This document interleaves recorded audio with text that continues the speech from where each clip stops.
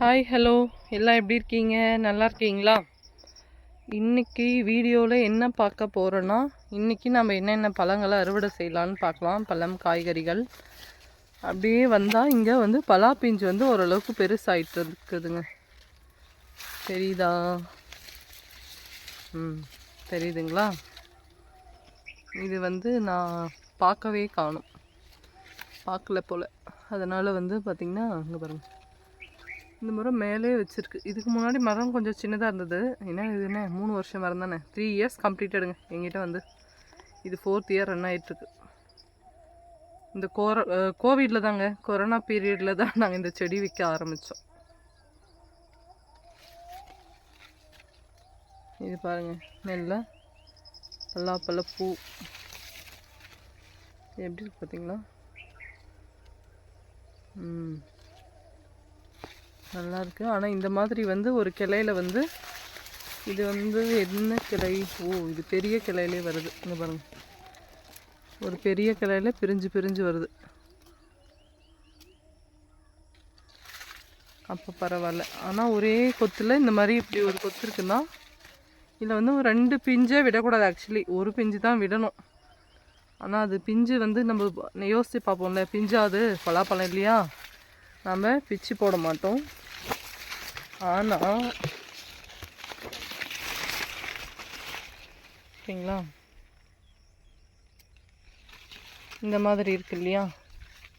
இப்போ வந்து இது 2 1 2 2 இருக்குது. இது 3ஆவதாக வரும், கண்டிப்பாக வருங்க. இது வராமல் நிற்காது. அது என்ன பண்ணணும், இது அடியோட இப்படி பாருங்கள், இப்படி பிச்சு கீழே போட்டுடணும். 2 தான் வைக்கணும். இங்கேயும் அதே போல் தான் இருக்குது.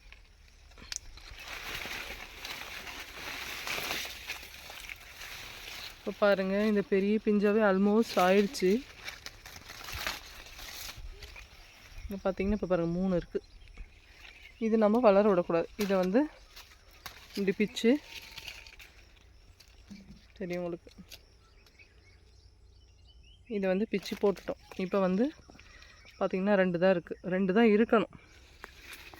இப்படி வந்து இதில் பார்த்திங்கன்னா இப்போ பாருங்கள் 1 2, இது 3rd. இதை ஒடிச்சு போட்டுடணும். நெக்ஸ்ட் எல்லாத்துலேயுமே அப்படி தான் வைக்கும் பாருங்கள், கொத்து கொத்தாக வைக்கும் போல். ஆனால் வைக்காது, காய் வந்து பெருசாக வராது, சின்னதாகவே நின்றுடும். அதனால தான் நம்ம பிச்சு போட்டுறது. அடுத்த மரம் பார்ப்போம்.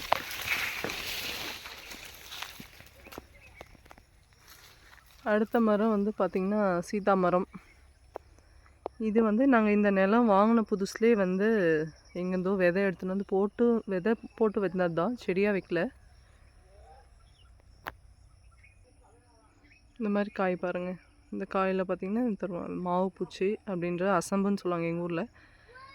இதை வந்து பார்த்திங்கன்னா ஃபுல்லாக சீதா செடியில் காயில் வைக்கும், கொய்யா செடியில் இலையில தான் வைக்கும் இந்த மாவு பூச்சி. இது இன்னொரு மரம், இன்னொரு மரத்தில் ஆனால் மேலே வச்சுருக்கு. இதை நம்ம பிச்சு விட முடியாது. அது என்ன சைஸ் வருதோ வரட்டும்னு விட வேண்டியது தான், வேறு வழி இல்லைங்க. பாருங்கள், உள்ள பெரிய காய் வச்சுருக்கு. இவ்வளோ பெருசு தான் இருக்குது இது. ஆனால் இன்னும் ஒரு 3 மந்த் ஆகும் நம்மளுக்கு இது பலன் கொடுக்கறதுக்கு.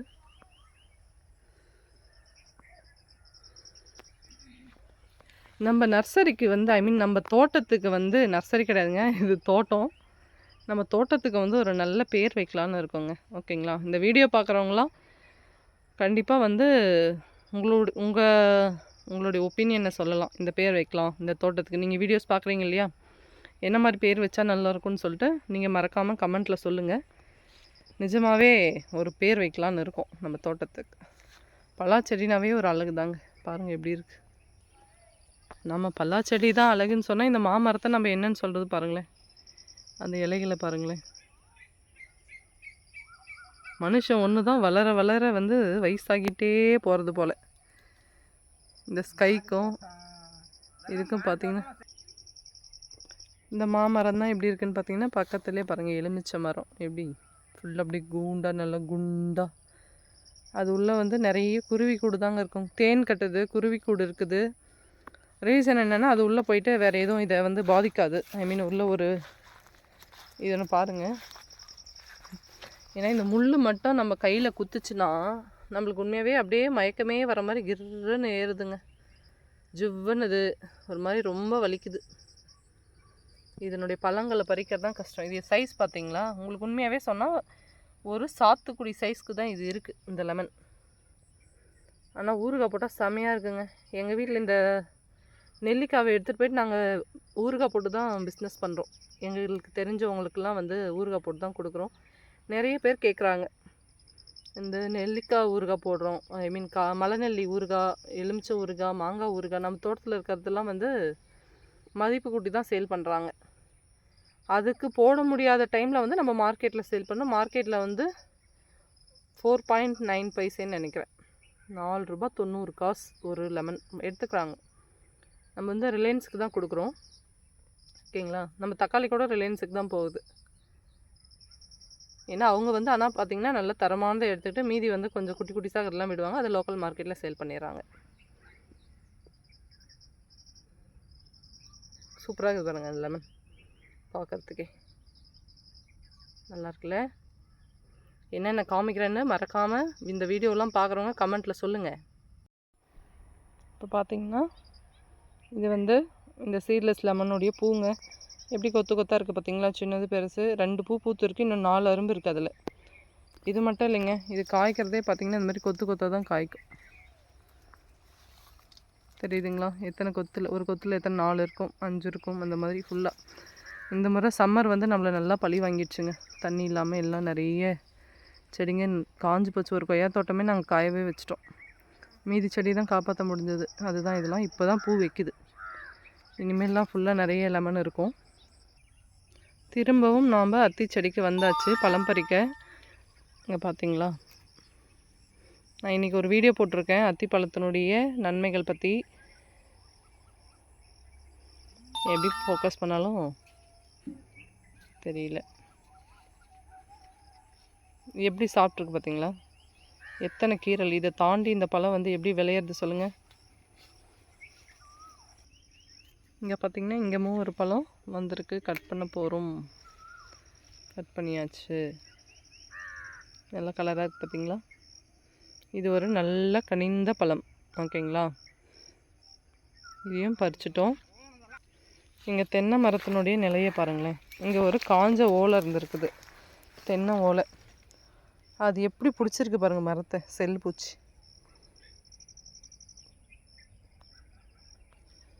மனுஷன் வந்து ஒரு இடத்துல வந்து ஒரு 1-2 ஹவர்ஸ் இருந்தாங்கன்னா முடிஞ்சுங்க கதை எங்கள் நிலத்துல.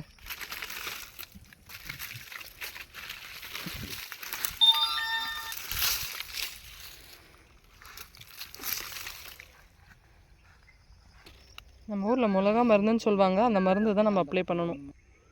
ஏதோ ஒரு பறவை சாப்பிட்டு போட்டதில் ஒரு கொய்யா செடி வந்து ஒரு மாமரத்தடியில் வருதுங்க. இது வந்து பார்த்திங்கன்னா ஒரு பெரிய மாமரம். இதில் எப்படி செல்லு பிடிச்சிருக்குன்னு பார்த்தீங்களா? பாருங்க, செல்லு பூச்சி ஓடுது பாருங்க.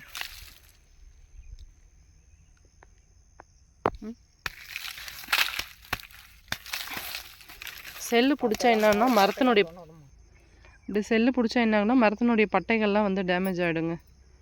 டேமேஜ் ஆனால் மரத்தினுடைய வளர்ச்சி தடைப்படும். இதுலேருந்து ஒரு ஜெல் மாதிரி ஒரு தண்ணி மாதிரி ஒன்று வந்துகிட்டே இருக்கும். மரம் வந்து வளர்ச்சி பாதிக்கப்படும்.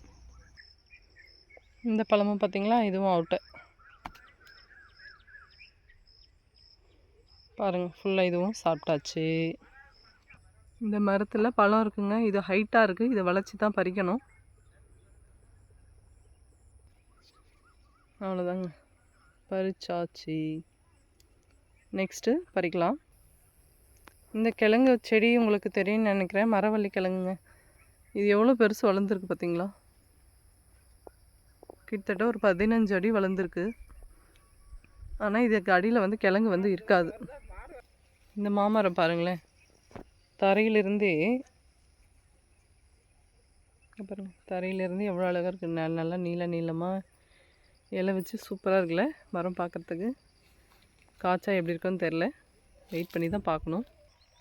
நாளைக்கு பசங்களுக்கு மாங்காய் சாதம் தாங்க, அதனால் மாங்காய் பறிக்க போகிறேன். பேஸ்கெட்டில் போட போகிறேன். மாங்காய் ஊறுகாவும் போடணுங்க. மாங்காய் ஊறுகாய் தீர்ந்து போச்சு.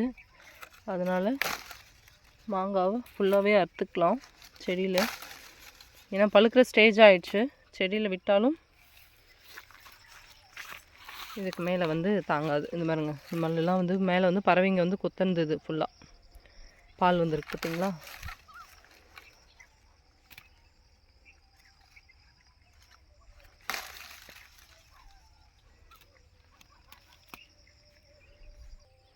ஒரு மாங்காய் மறைஞ்சிட்ருக்கு, அதையும் பறிச்சிருவோம்.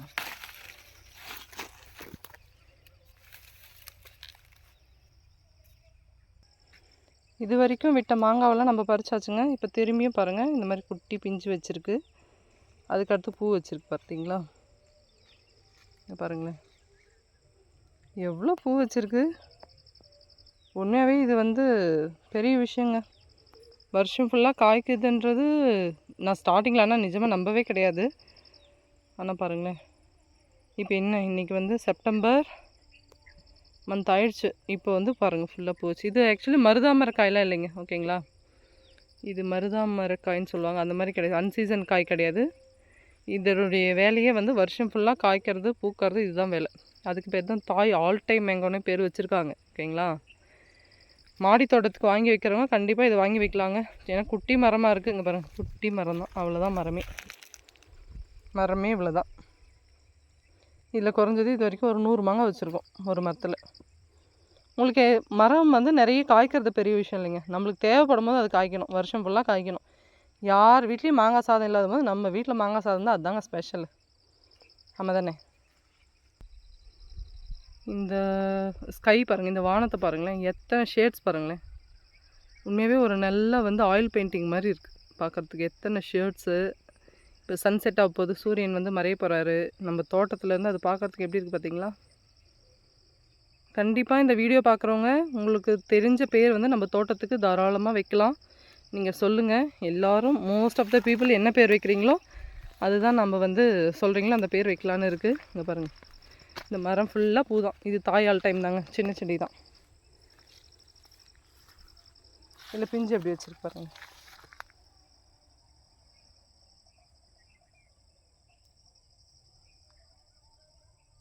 ஆனால் இது எல்லாமே காய்க்காது, ஓகேங்களா.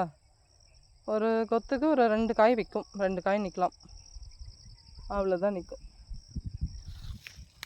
ஃபுல்லாக பார்த்திங்கன்னா அப்படி தான் பூ. மேலே பாருங்கள், கொத்து கொத்து கொத்தாக பூ.